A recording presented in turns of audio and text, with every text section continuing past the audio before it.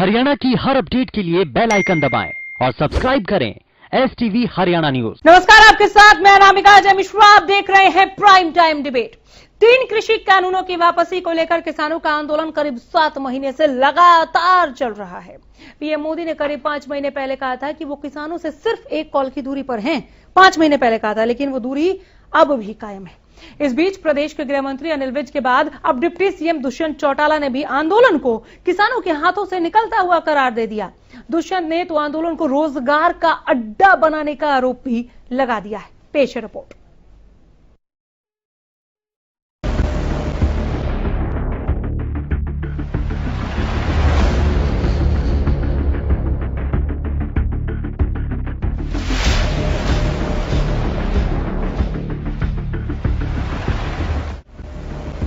कृषि कानूनों के खिलाफ किसानों ने जो आंदोलन का बिगुल फूंका था, उसकी आवाज आज भी सुनाई दे रही है। लेकिन जिस तरह से सरकार ने पिछले करीब 7 महीने से धरने पर बैठे किसानों की बातों को अनसुना किया है, उससे लगता है कि सरकार ने किसानों को उनके हाल पर छोड़ दिया है। न बात करेंगे, न मांग मानने की जरूरत पड़ेगी। अब तो गृह मंत्री अनिल विज के बाद प्रदेश के डिप्टी सीएम दुष्यंत चौटाला ने भी किसानों के आंदोलन को उनके हाथों से निकलता हुआ बता दिया है। यही नहीं, उन्होंने आंदोलन को रोजगार का अड्डा तक बता दिया है कि अब ये आंदोलन किसानों के हाथ में नहीं, ऐसे लोगों के हाथ में आ चुका है जिन लोगों को एक रोजगार मिल गया, और रोजगार भी इस तरह का कि वो हर रोज सुबह आकर एक झंडा पकड़कर विरोध करते। किस चीज का विरोध कर रहे हैं वो नहीं पता।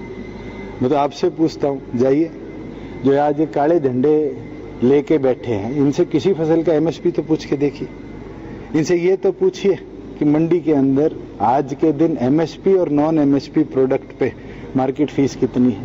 ये तो वो लोग हैं जो पॉलिटिकली गाइडेड हैं, या फिर गांव के अंदर से जो लोग इनसे परेशान हो रखे थे, उनने इनको दिशा दे दी कि जाओ और प्रदर्शन करो। और आज के दिन मेरा ये मानना है कि कृषि क्षेत्र को मजबूत करने के लिए हमारी सरकार ने निरंतर 1.5 साल में ऐतिहासिक कदम उठाए हैं। और वहीं दुष्यंत चौटाला के बयान पर भाकियू के प्रदेश अध्यक्ष गुरनाम सिंह चढ़ूरी ने पलटवार करते हुए कहा कि दुष्यंत ने सत्ता के लालच में दादा परदादा की इज्जत को भी खराब कर दिया है। हम दुष्यंत चौटाला को बताना चाहते हैं कि चौटाला जी, कमाई का अड्डा तो तेरी राजनीति बन गई। पैसे कमाने के लिए सत्ता के लालच में अपने बाप की, अपने दादा की इज्जत को खराब करके, सॉरी बाप की नहीं, दादा की, अपने परदादा की इज्जत को खराब करके, उनके साथ भी धोखा करके सत्ता में चला गया। हमने जो वोट दिए थे वो किस एंटी बीजेपी दिए थे, बीजेपी को हराने के लिए दिए थे। सारे किसानों की पीठ में छुरा मारा, और सारे किसानों की पीठ में छुरा मार के और गद्दी के लालच में चला गया। कमाई का अड्डा तो वो बन गया है, तेरी राजनीति कमाई का अड्डा बन गई है, राजनीति व्यापार बना ली है। गुरनाम सिंह यही नहीं रुके, बल्कि उन्होंने जोरदार पलटवार करते हुए कहीं भी कार्यक्रम करने का चैलेंज तक दे डाला। आप देखिए, ये कहते हैं किसान नेताओं के हाथ में नहीं रहा है। हम कहते हैं मुख्यमंत्री जी प्रोग्राम रख लीजिए कहीं पे, सारे हरियाणा में कहीं पर रख लीजिए। हम किसानों को कहेंगे कि मुख्यमंत्री को घेर लो। अगर तो घेर लिया फिर तो मान लेना हमारे हाथ में है, अगर ना घेरा तो मान लेना हमारी बात नहीं मानते लोग। चढ़ूरी ही नहीं, बल्कि धरने पर बैठे किसान भी दुष्यंत के बयान से आग बबूला है। हम उप मुख्यमंत्री जी से यही कहना चाहते हैं कि वही किसान हैं जिनके पैरों में कल हाथ लगाता हुआ फिरता था। इन्हीं की वजह से उस कुर्सी तक पहुंचे हो। आज इनकी खिलाफत करते हुए कुछ शर्म आनी चाहिए। आगे भी यही समय है, और ये वही किसान हैं, ना पीछे हटेंगे, ना झुकेंगे, ना बिकेंगे जब तक ये काले कानून, तीनों काले कानून वापस नहीं होते। ये किसान है और किसानों ने ही तेरे को इस गद्दी पे बैठाया है, और किसान ही अपना हक लेकर आएंगे, और आगे तेरे को भी ये किसान बता देंगे कि ये किसान है या राजनेता है। और किसान विरोधी बयान देकर वो ये सोचना चाहिए कि आगे किसके दम पे जीतेंगे। किसानों ने ही उन्हें जिताया था और किसान ही उनको जिता सकते हैं। हम अभी भी कहेंगे डिप्टी सीएम से कि सुधर जाओ और वापस किसानों में आ जाओ। लगातार हमने पता था इस बात का कि ये सरकार कहीं न कहीं इस परिवार से दुष्यंत चौटाला से ये बयान भी दिवाएगी और आने वाले समय में इसको इस तरह का कर देगी जो हमारी भाषा में कहते हैं कि भेड़ के सिर से सींग गया। एक तरफ सरकार किसान आंदोलन के समाधान को लेकर चुप्पी साधे हुए है, तो दूसरी तरफ किसान लगातार सत्ताधारी नेताओं के कार्यक्रमों का विरोध कर रहे हैं। आज भी किसानों ने जिंद में योग दिवस के बदले विरोध दिवस मनाकर अपना गुस्सा जाहिर किया। सिर शासन का माने के सिर नीचे और पैर ऊपर। सरकार ये ना समझे कि वे किसानों के पैर ऊपर हो गए। ये हमने सरकार को एक नमूना पेश किया है। ये सिर शासन सरकार का हम करवा के छोड़ेंगे, चाहे हमें कितना भी वक्त लगे। सरकार को हम सिर शासन के बल खड़ा करके ही दम लेंगे। या तो ये कानून वापस ले ले या सिर शासन पर आ जाए सरकार। 7 महीने बाद भी किसान अपनी मांगों पर अड़े हुए हैं। जनवरी के बाद सरकार और किसानों के बीच बातचीत तक नहीं हुई है। ऐसे में समाधान से पहले इस तरह की बयानबाजी किसान आंदोलन को किस ओर ले जाएगी, आने वाले दिनों में साफ हो जाएगा। लेकिन किसानों ने ये जरूर साफ कर दिया है कि जब तक कृषि कानून वापस नहीं होंगे तब तक ये आंदोलन जारी रहेगा। Bureau report, Haryana news.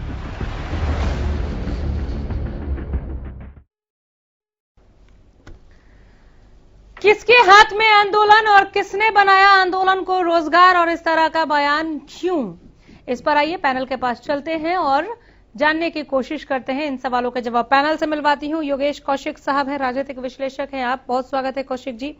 Satish नंबरदार है, प्रदेश महासचिव राष्ट्रीय महासचिव प्रदेश भारतीय किसान यूनियन के, बहुत स्वागत करती हूं मैं आपका भी।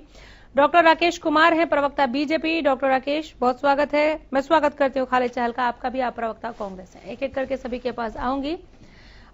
चूंकि किसान के लिए और किसान आंदोलन के लिए बयान दिया गया, आंदोलन को रोजगार बना लिया है कुछ लोगों ने, और यहाँ पर अलग तरीके की एक राजनीति हो रही है। सियासी लोग आंदोलन में घुस आए, इस तरह का बयान उप मुख्यमंत्री की तरफ से आया था। तो किसान से ही शुरुआत कर लेते हैं। सतीश जी, किसने बनाया है आंदोलन को रोजगार?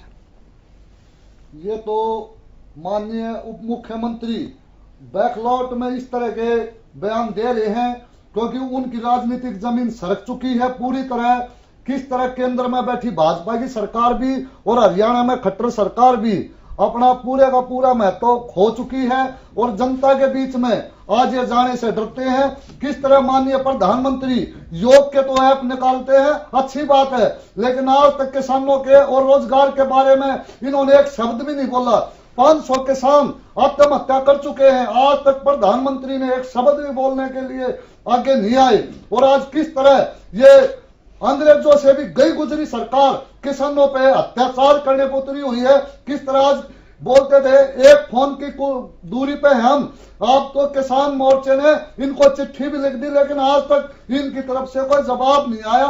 ये आप सब पूरा देश देख रहा है। और हरियाणा में मैं चैलेंज के साथ करता हूं, अगर जो किसानों के हाथ में आंदोलन है तो आप किसी प्रोग्राम करके दिखाइए, जब आपको पता चल जाएगा ये आंदोलन किसानों के हाथ में है और ये किसके हाथ में है। लेकिन ये सरकार आपके हाथ में नहीं है, ये सरकार पूंजीपतियों के हाथ में है। खालिद चहल का।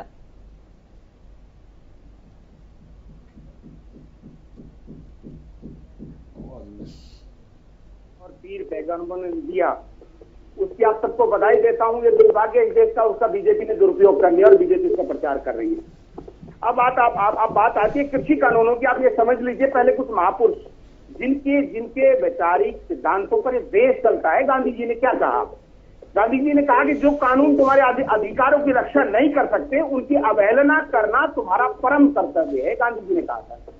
उसके बाद मैं आपको सरदार पटेल जी का बता देता हूं कि जो किसान मूसलाधार बारिश में काम करता है, कीचड़ में खेती करता है और मखमल बैलों से काम करता है और सर्दी गर्मी सहता है, उसे डर किसका है? लेकिन अभी इस समय देश में परिस्थितियां कुछ अलग तरह से हैं। आज गांधी जी के विचारों से और गांधी जी के आदर्शों से देश नहीं चल रहा है, बल्कि आरएसएस के विशेष विचारक गोडसे के विचारों से देश चल रहा है।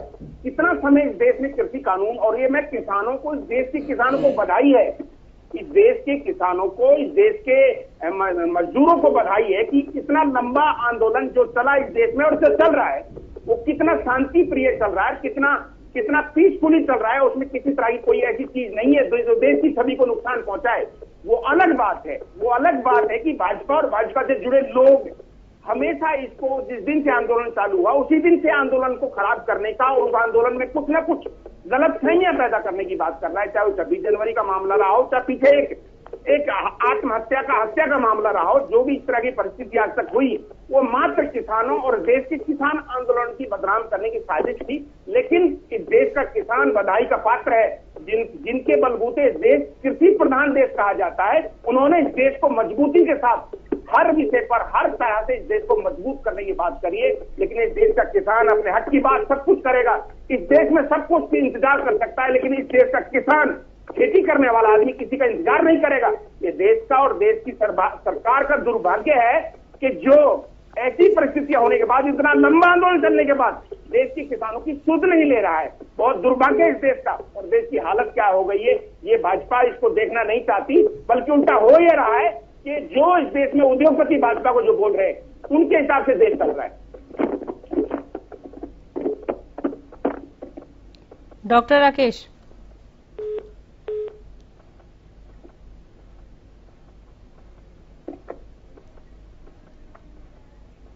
चलिए आवाज इन तक पहुंच नहीं रही है। मैं आप दोनों के पास लौटूंगी जैसे ही चीजें दुरुस्त होती हैं। कौशिक साहब, 5 महीने पहले प्रधानमंत्री कहते हैं कि मैं किसानों से महज एक कॉल की दूरी पर हूं, लेकिन वो दूरी 5 महीनों में भी पार्टी नहीं जा सक रही है। अभी भी वो दूरी कायम है, क्या वजह? एक्चुअली क्या है कि मोदी जी के जो बयान होते हैं ना, मैं उनको बहुत सीरियसली सुनता और लेता हूँ, और मैं लेना भी चाहिए। प्रधानमंत्री बोल रहे हैं। मुझे बहुत अफसोस होता है बिल्कुल आवाज कि जो वो बोलते हैं, आवाज बिल्कुल कम आ रही है। खालिद चाहलका जी सुन नहीं पा रहे, थोड़ा ऑडियो बढ़ा दीजिए ताकि उनको सुनाई दे। हाँ बोलिए। मैं बहुत सीरियसली लेता भी हूँ और सुनता भी हूँ उन्हें, लेकिन मुझे अफसोस उस वक्त होता है, मुझे शर्म आती है उस वक्त जब उस बयान के मतलब बिल्कुल उल्टे निकलते हैं कुछ महीनों, कुछ सालों, कुछ दिनों के बाद। उसका एक उदाहरण ये किसानों का आंदोलन है कि मैं एक कॉल की दूरी पे हूं, और प्रधानमंत्री जी के पास ये समय होता है कि अपनी कॉन्स्टिट्यूएंसी को काबू में रखने के लिए वहां के लोगों से बात कर लें, लेकिन इतना वक्त नहीं होता है कि 10-20 किलोमीटर की दूरी पे से किसी को बुला के बात कर लें या खुद जाके बात कर लें। किसान आंदोलन को ये बिल्कुल सीरियसली नहीं ले रहे हैं। उसके पीछे मैं बिल्कुल स्पष्ट रीजन बता देता हूं। बीजेपी सरकार, आज की सरकार, सिर्फ और सिर्फ चुनाव को दिमाग में रखती है या अपनी सत्ता को दिमाग में रखती है। उसको ये पता है कि जब मेरे को चुनाव में जाना है तो मेरा जो वोट लेने का जो मोड है वो कुछ और है। किसान विसान है ही नहीं उसके दिमाग में। उसके दिमाग में 2 चीजें हैं, एक तो राम और फिर एक राष्ट्र। ना इनको कभी राष्ट्र से प्यार रहा, ना इनको कभी राम से प्यार रहा। राम का मामला अब लोगों के बीच में आने लगा, मुझे उसमें बहुत शर्म आती है। मैंने चंदा चाहे 1 रुपए का दिया हो, चाहे मैंने 1 लाख का दिया हो, पर राम में आस्था तो मेरी उतनी है ना जितनी किसी और हिंदू की है। बिल्कुल। और जब वहां पे ये घोटाले, ये घपलेबाजी शुरू होती है और जिस जगह के मुख्यमंत्री हिंदू, कठोर हिंदूवादी हैं, वो उस पर कोई एक्शन नहीं लेते, तो शर्म के जो दायरे हैं ना वो हिंदुओं के लिए और बहुत बढ़ जाते हैं। अभी एक हादसा आया था, अभी दूसरा और आ गया आज, अगर आपकी नॉलेज में हो तो। पहले वो 2 करोड़ वाला 18.5 करोड़ वाली बात हुई थी, अब एक मामला और आ गया है कि वक्फ बोर्ड की जमीन। उस पे बाद में। तो मतलब मैं ये कहना चाह रहा हूं कि मेरे प्रधानमंत्री अगर किसानों को सीरियसली नहीं लेते, नहीं लेना चाहते, वो तो अलग मामला। नहीं, एक सेकंड, उन्होंने तो किसानी की नहीं, लेकिन उप मुख्यमंत्री जिनके बाप, दादा, परदादा सारे के सारे खेतों से निकल के आए थे, मैंने तो देवीलाल जी को बहुत नजदीक से देखा है, मैं उनका प्रशंसक रहा हूं। वो तो कहीं भी जाके खड़े किसानों के बीच में जाके हुक्का पीने लग जाते थे, वहां पे बैठ के उनके साथ लस्सी पी के आते थे, उनके साथ रोटी खा लेते थे खेतों के बीच में। तो अब मैं दुष्यंत को कैसे मान लूं कि दुष्यंत उन्हीं की राह पे चल रहे हैं या उन्हीं के नाम पे वोट मांग लेंगे क्या अगली बार? और स्पेशली जब वो किसानों को कहते हैं कि किसान जो है वो बिकाऊ हो गया है, ये व्यापार कर लिया है। व्यापार है, मैं मानता हूं व्यापार है, लेकिन व्यापार क्या था वो याद दिलाता हूं आपको। 2014 से पहले जब अन्ना बैठे थे वो पूरा का पूरा व्यापार था। आज अन्ना कहां है? गायब है वो। बाबा रामदेव कहां है? गायब है वो। सारे के सारे लोग जो बैठे थे मंच पे सब के सब मौज ले रहे हैं। आज के दिन मंत्री बैठे हैं, मंत्री बन गए हैं। वीके सिंह जी मंत्री हैं। उनके अलावा किरण बेदी जी को देख लीजिए, वो मौज मलाई ले चुकी हैं। उसके अलावा केजरीवाल को ले लीजिए। ये है व्यापार, ये सच है, लेकिन व्यापार ये लोग उसको एज ए व्यापार यूज करते हैं और एज ए व्यापार इन्होंने यूज किया है और आगे भी करते रहेंगे। इसलिए इन्हें व्यापार लगता है, किसान किसान नजर आता नहीं इन्हें। डॉक्टर राकेश कुमार, किसान आंदोलन को लेकर सीरियस नहीं है सरकार। डॉक्टर राकेश, एक बार फिर इनसे संपर्क टूट गया। किससे जवाब मांगा जाए खालिद चहल का? कोई सीरियसनेस अगर दिख रही हो, एक कॉल की दूरी अगर 5 महीने में भी हम नहीं पूरा कर पा रहे हैं, नहीं बुला पा रहे हैं, और उसके बाद इस तरह के बयान। कल भी आपने अनिल विज साहब को सुना होगा खालिद जी, जिसमें वो ये कह रहे थे कि किसान नेताओं के हाथ से आंदोलन फिसल गया।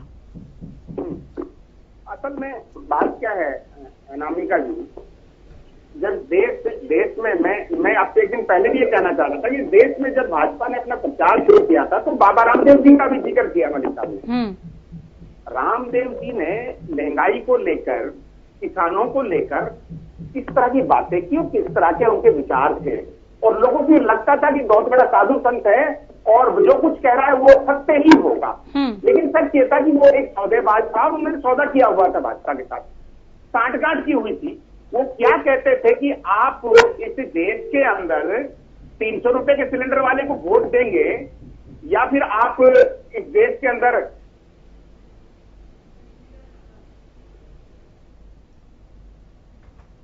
चलिए, फिर कोई प्रॉब्लम यहाँ पर है। जो बाहर से जोड़ रहे हैं उसमें थोड़ी सी दिक्कतें आ जा रही हैं। कौशिक साहब, सतीश जी कुछ कह रहे थे।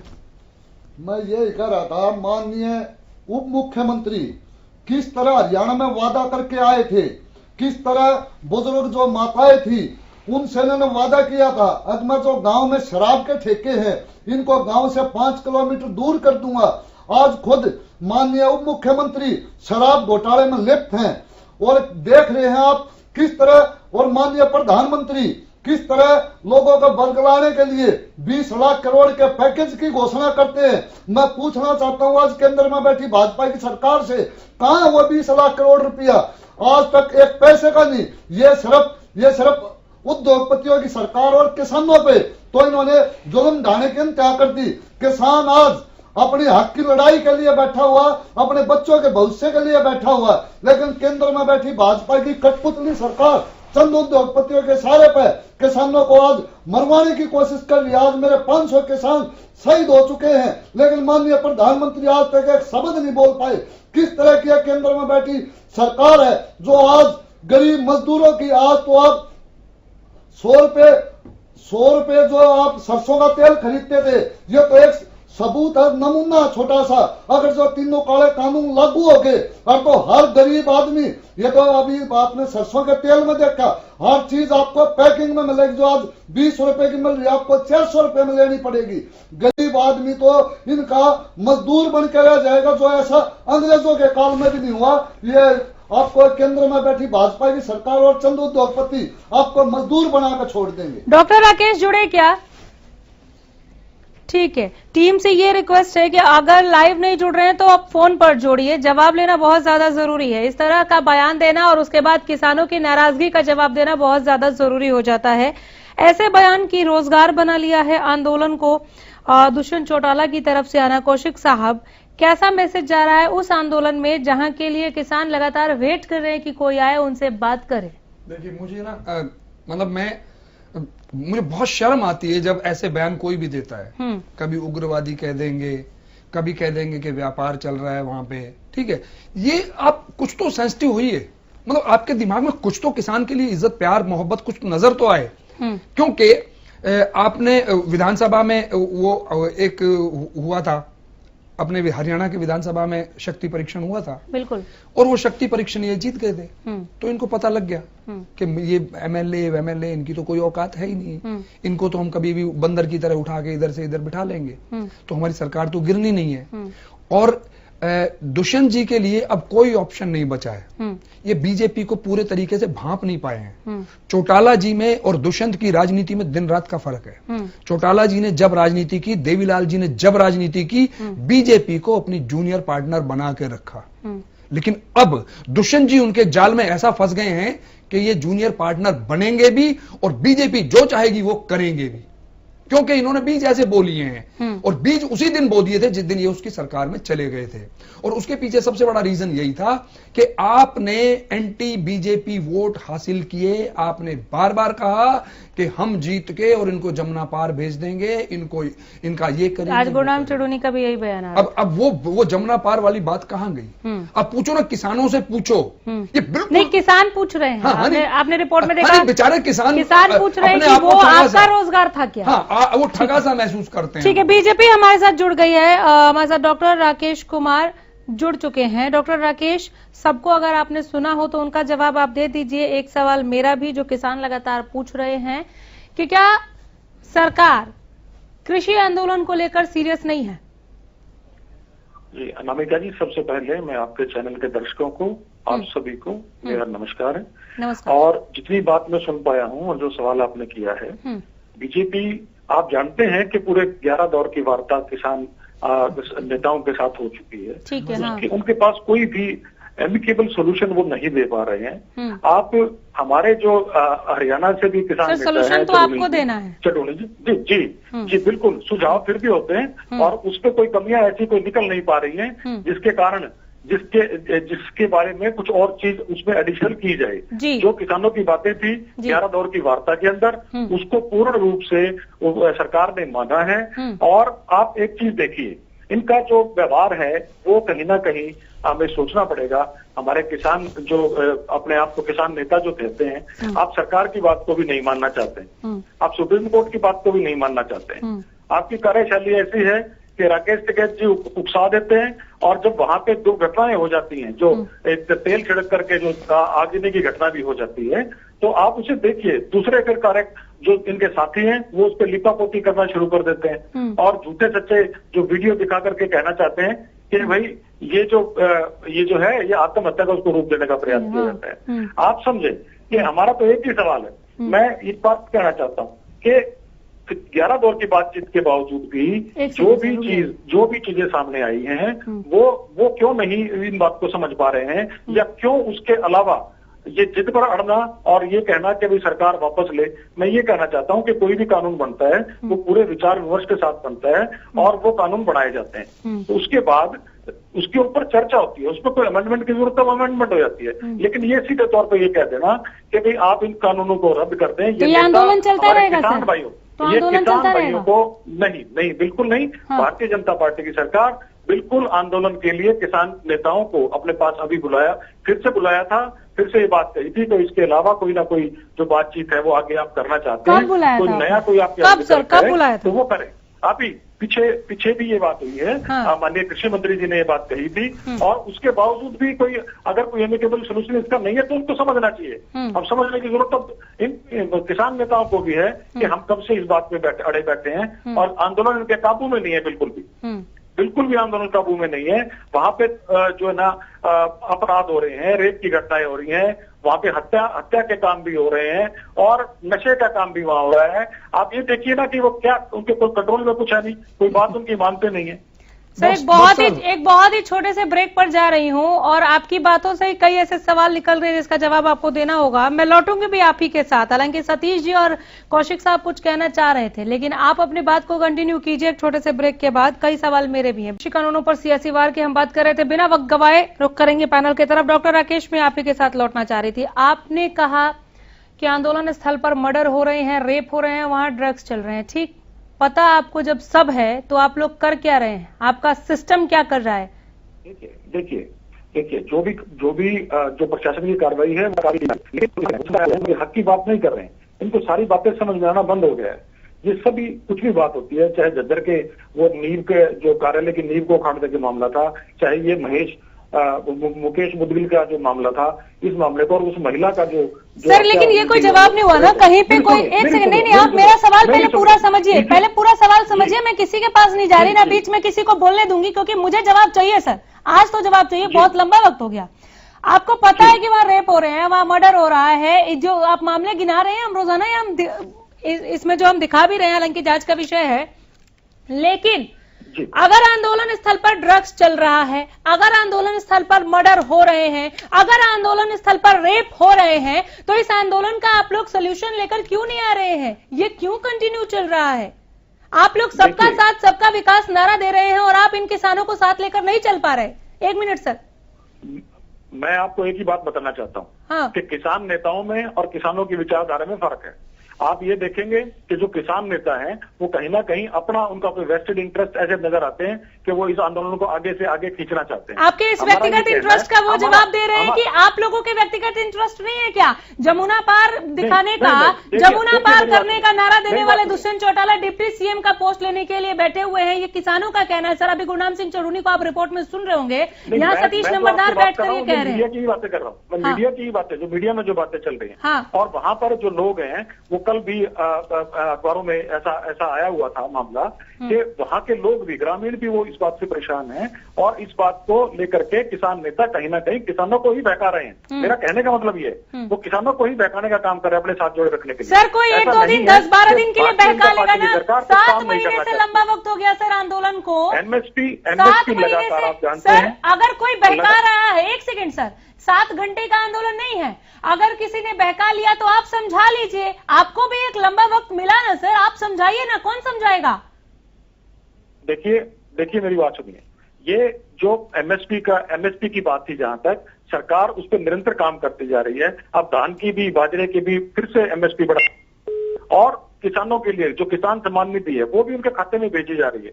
लेकिन अब इस बात पे अड़के बैठना, ये इनकी किसान नेताओं की तरफ से भी, उनकी भी कुछ जिम्मेवारी बनती है, उनका भी कुछ फर्ज बनता है कि वो भी इस बात को समझें कि जो भी आपने जो चीजें कही, सरकार ने वो मानी, जो भी आपने आंदोलन के जो छोटी मोटी जो कमियां भी बताई, ठीक है, आप एमएसपी पर ले रहे हैं, बिल्कुल। मैं सारी आपकी सारी जो व्यवस्थाएं आपने बाद में जो दूसरी व्यवस्थाएं की हैं किसानों के हित में, उसको नकारा नहीं जा रहा, वो सराहनीय है, ठीक है। आंदोलन का अंत कब? सरकार ही तो जवाब देगी ना सर इसका। डॉक्टर साहब, मेरा भी एक सवाल है डेज में, उसका भी जवाब दे दीजिए। When government is the problem creator, तो किसान प्रॉब्लम सॉल्यूशन कैसे दे सकते हैं? बताएं। गवर्नमेंट कोई इसमें प्रॉब्लम क्रिएटर नहीं है, आप इस बात को समझें। और आप जो है ना, इस बात को, अदरवाइज जो देखिए कि जो भी बात को बवंडर बनाना, ये कांग्रेस का तो मुद्दा रहा है। सर, मैं कांग्रेस ही नहीं हूँ, मैं कांग्रेस ही नहीं हूँ, मैं एज ए स्पेशलिस्ट आपसे सवाल कर रहा हूँ। मेरा उससे कांग्रेस से कोई लेना, मैं कांग्रेस से सवाल नहीं कर रहा हूं, ऑन बिहाफ ऑफ कांग्रेस नहीं कर रहा हूं। 1 सेकंड, आपने कहीं पे भी क्या लीगली, मैं कह रहा हूं चलो अब तो कोर्ट की और ये बातें करने लग गए, हाँ। क्या आपने राज्यसभा में ईमानदारी से पास कराया इसे? आप कह रहे हैं बात होती है, क्या स्टैंडिंग कमेटी में भेजा आपने इसे? कितनी जल्दी दी आपको? देखिए कोई भी कानून पहले बनता है, फिर चर्चा होती है, कोई संशोधन हो, उसमें संशोधन होता है। सर, मुझे सारा पता, उसका जवाब दो ना, राज्यसभा में क्या किया आपने? इसके लिए भी सारी प्रक्रिया वही फॉलो की गई है। सर, आपके आरोप में ही जवाब नहीं है क्या? इस आंदोलन का हल नहीं है क्या? 1 सेकंड सतीश जी, आप ही के पास आ रही हूँ, एक सवाल का जवाब मुझे ले लेने दीजिए। डॉक्टर साहब सुने, आप मुझे सुने। आपने कहा, दुष्यंत चौटाला ने कहा, सुनिए सर, में अपना काम करें और वो जाए। भारतीय जनता पार्टी की सरकार का तो संकल्प है कि सर, किसान जल्दी से जल्दी अच्छी बात है सर, अगर ये संकल्प है, लेकिन वो दिखे भी तो सही इस आंदोलन के निर्णय के रूप में, रिजल्ट के रूप में। अब मेरा सवाल सुनिए, दुष्यंत चौटाला ने आज कहा, ठीक, कि ये किसान नेताओं के हाथ से आंदोलन फिसल चुका है, अब ये रोजगार बन गया है। अब एक ही पंक्ति इसमें से ले लेते हैं, पूरे पे अगर बात करेंगे तो फिर पता नहीं कहां तक पहुंचेंगे। सर सुनिए, किसान नेताओं के हाथ से आंदोलन फिसल गया, ठीक, और कल ये अनिल विज साहब ने कहा था कि किसान नेताओं के हाथ से आंदोलन फिसल गया। आपने बार बार यहाँ कहा कि ये बिल्कुल ठीक बात है। आपको प्रॉब्लम किसान नेताओं से ही है कि ये अपनी राजनीति चमकाने के लिए आंदोलन कर रहे हैं, तो उनके हाथ से तो आंदोलन फिसल गया ना सर। ले जाइए किसानों को वापस उनके खेतों में। जी सारे काम जो कल लेकर चले जाएंगे आप खेतों में उनको वापस। आप देखेंगे कि पहले जितनी किसानों की भीड़ इनके साथ जुड़ी हुई थी, अब वो लोग इनका साथ छोड़ के जा रहे हैं। तो आप ये इंतजार कर रहे हैं कि ठीक है इसी तरह से घटनाएं घटित होती रहे? क्या आंदोलन पर दबाव बनाने के लिए इस तरह के बयान दिए जा रहे हैं? उन घटनाओं के ऊपर भी कार्रवाई होगी। प्रशासन अपनी कार्रवाई पे लगा है, पुलिस प्रशासन अपनी कार्रवाई उस पर कर रहा है। सतीश नंबरदार, सरकार सतर्क है इस मामले में कि कोई भी इस तरह की ज्यादा बात आएगी तो बहुत सख्ती इस पर की जाएगी। डॉक्टर साहब, पूरे देश में देखा था किस तरह राज्यसभा में लोकतंत्र की हत्या होने का काम हुआ था, और आज आंदोलन खत्म हो चुका है।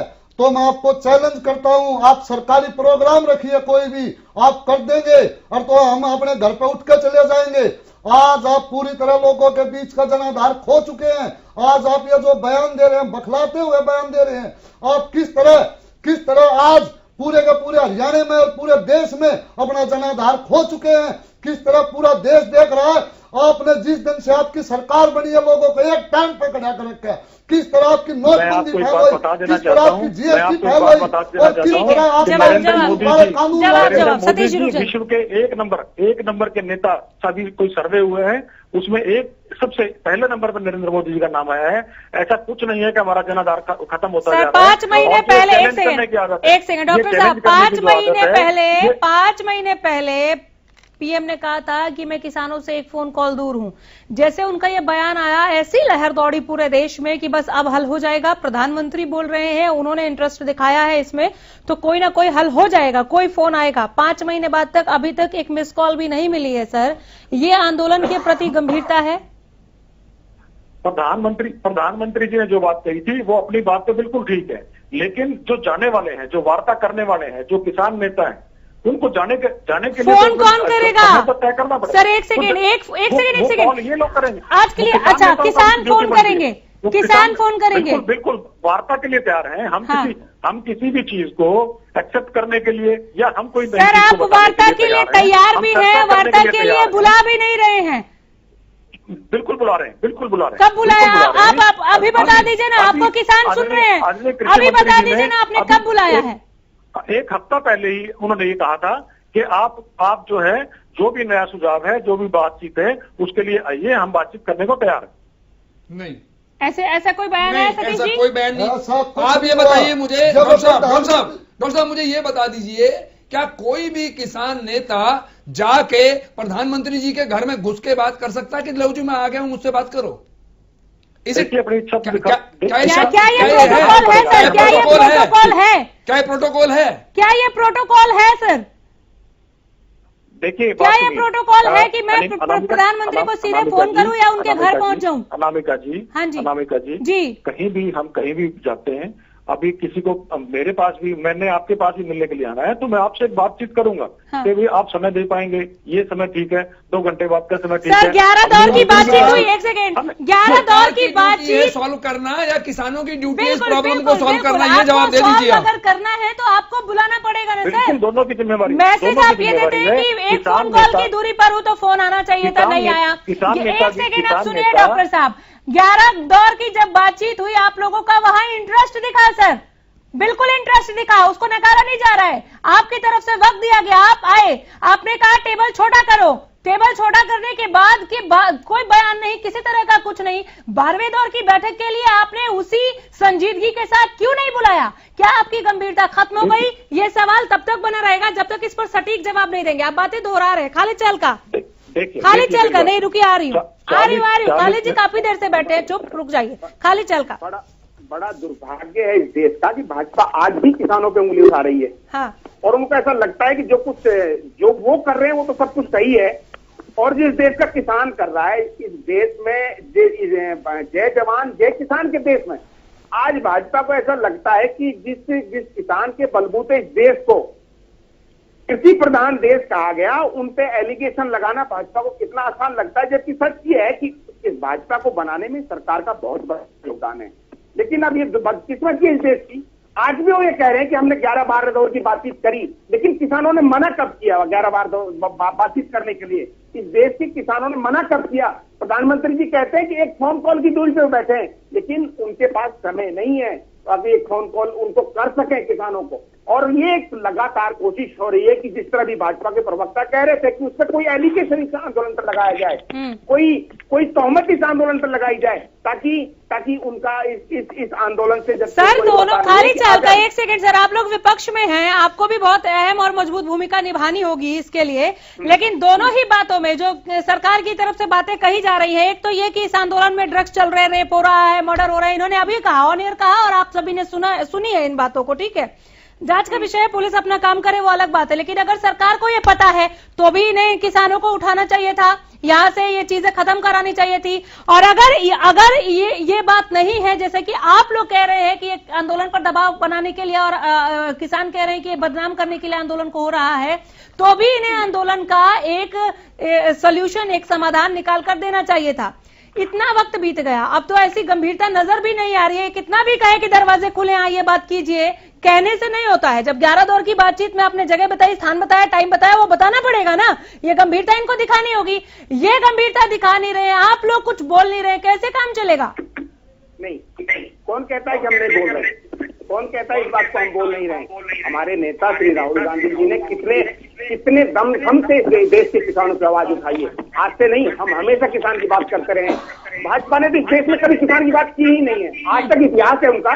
और उनको इतिहास अगर उनको नहीं पता तो मैं भाजपा के प्रवक्ता के सारे प्रश्न एक बार फिर से बता देता हूँ कि जब सरकार बनी भाजपा की तो उन्होंने 3 बड़े बड़े फैसले बहुत किसानों के हित में लिए। इनको हम पहले भी इस डिबेट में कर चुके हैं। जब सरकार बनी सबसे पहले उन्होंने 2014 में, मई 2014 में MSP के बोनस को खत्म करने का ऐलान किया। ये उनका पहला फैसला था किसानों का हक में।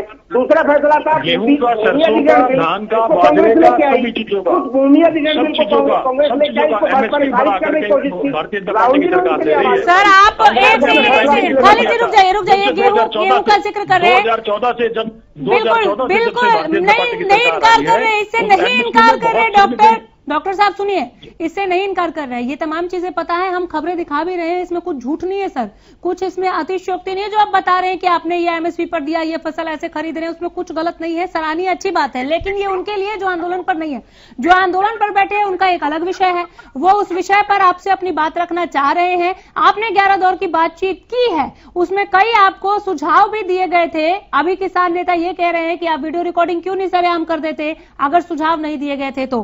खैर इसका जवाब आप देते रहिएगा, लेकिन जो किसान आंदोलन पर बैठे हैं उसका समाधान क्या है? जितनी गंभीरता के साथ आपने 11 दौर की बातचीत की, अब क्यों वो गंभीरता नहीं दिख रही है सर? इस जो भी लोग अभी आंदोलन कर बैठे हुए हैं, इस पे कहीं ना कहीं किसान नेताओं की जिम्मेवारी भी बढ़ती है कि उनको समझाएं, कृषि कानूनों को स्वीकार करके देखें। आप तो कह रहे हैं कि उनके हाथ से फिसल गया आंदोलन।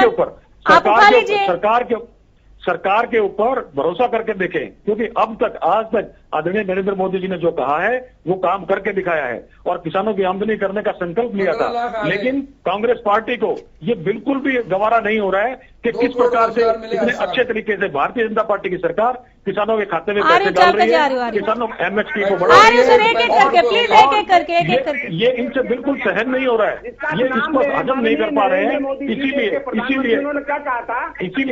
बार ये मुद्दे कहीं ना कहीं से निकाल करके किसानों को भी, किसानों के कंधे पे बंदूक रख के चलाने का काम कांग्रेस पार्टी कर रही है। तो क्या वो आपसे एक सेकेंड खाली चल कर रुक जाइए, ठीक है सर, मान लीजिए एक बल्कि कि ऐसा ही हो रहा है कि कांग्रेस किसानों के कंधे पर बंदूक रखकर चला रही है। झूठ बोलने का काम एक बार को नहीं ठीक है, एक बार को मान लेते हैं आप सत्य बोल रहे हैं। खाली जी एक सेकंड, अपनी बारी में किसानों के हक की बात, किसानों के हित की बात जो की है आज तक भारतीय जनता पार्टी ने की है। ठीक है, आप जो कह रहे हैं मैं वही, चलिए एक पल के लिए मान लेते हैं कि कांग्रेस किसानों के कंधे पर बंदूक रखकर चला रही है। अगर वो ऐसा करने में सफल हो रहे हैं तो आपसे ज्यादा समझदार है क्या?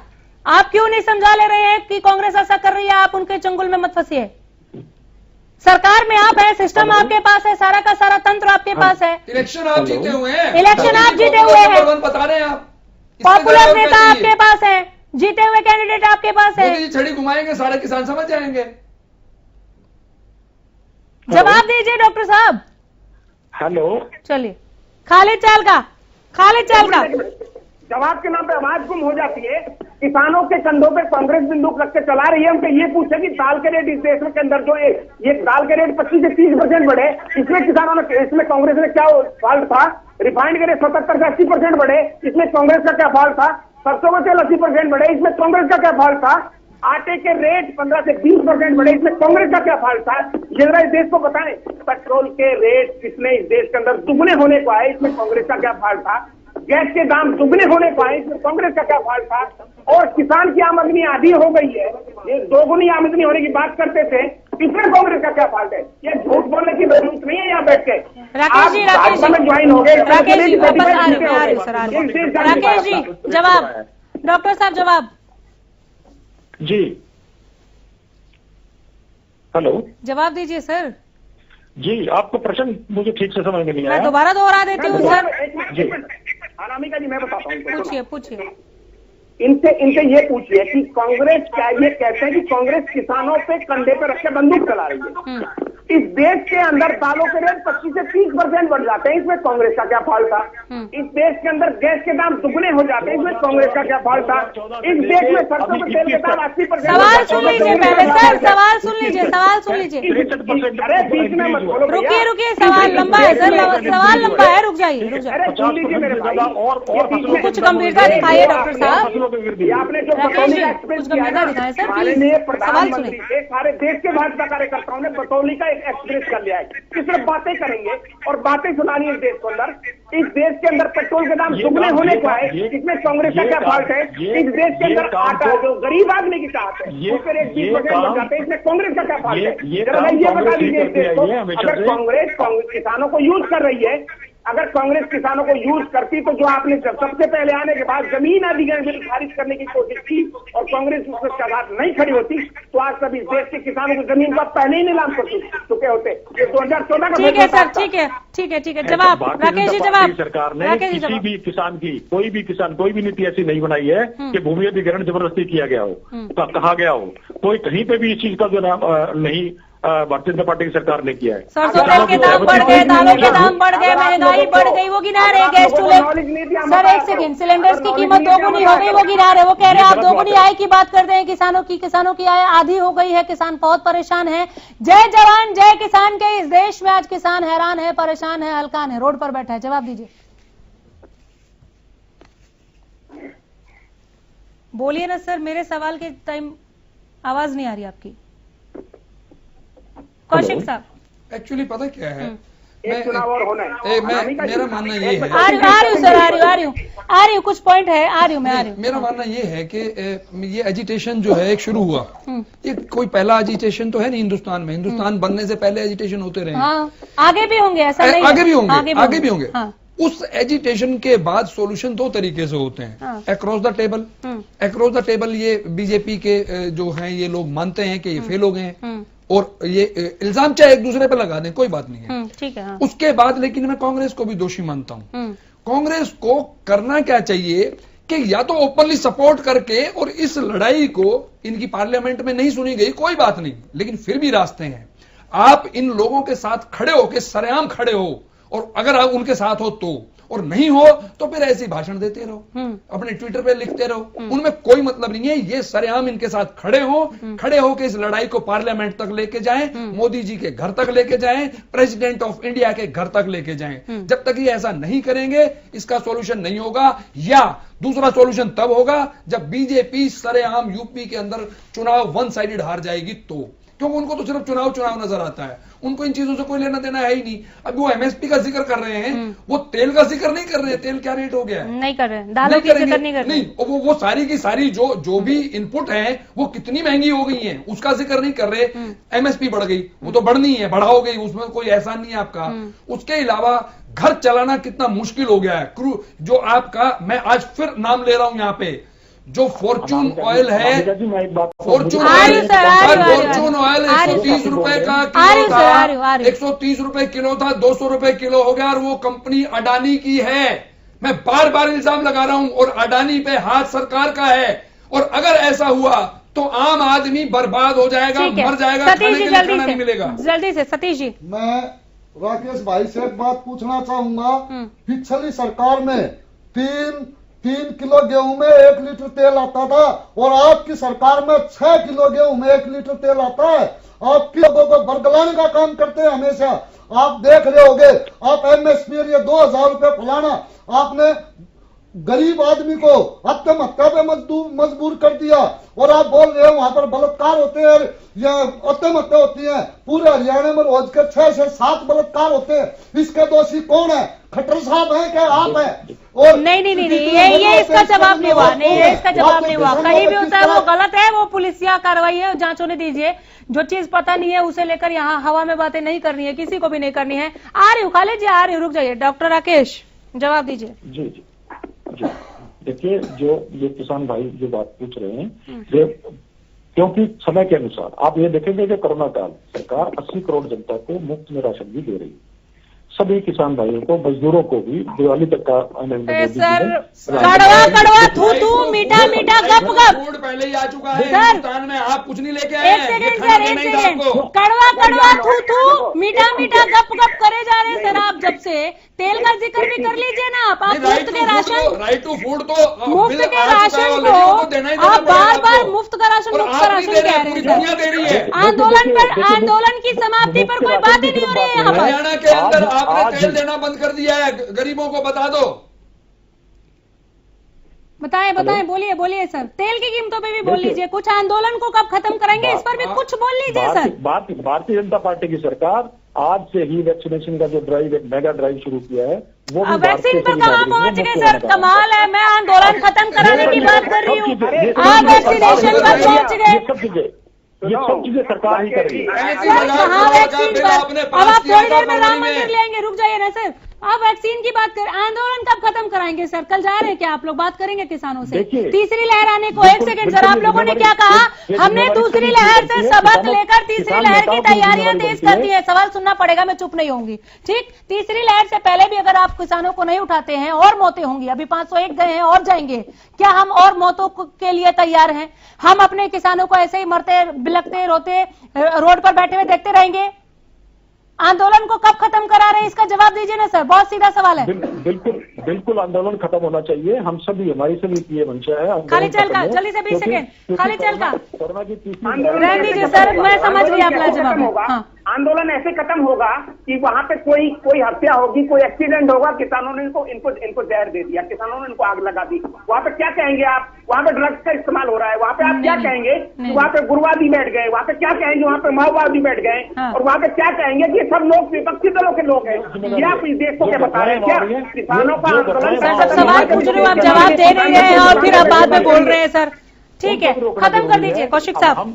देखिए, मैं ठीक है, हो गया, बस मैं सर आखिरी बात कहता हूं, जो बीजेपी भाषा समझती है और बोलती है उस पर अमल नहीं करती है कि मोदी जी बड़े हैं, सरकार बड़ी होती है और जो जनता है वो छोटी होती है। तो मेरा कहना इतना ही है कि क्षमा बड़न को चाहिए, छोटन को उत्पाद, और क्या बोला को घट गया जो भृगु ने मारी लात। तो कुछ सॉल्यूशन निकालो। बहुत शुक्रिया आप सबों का, बहुत धन्यवाद। आंदोलन किसके हाथ में है और ये आंदोलन और कितना लंबा चलेगा, अपडेट के साथ लौट कर आते रहेंगे। फिलहाल यहीं रुक रहे हैं, देखते रहिए हरियाणा न्यूज।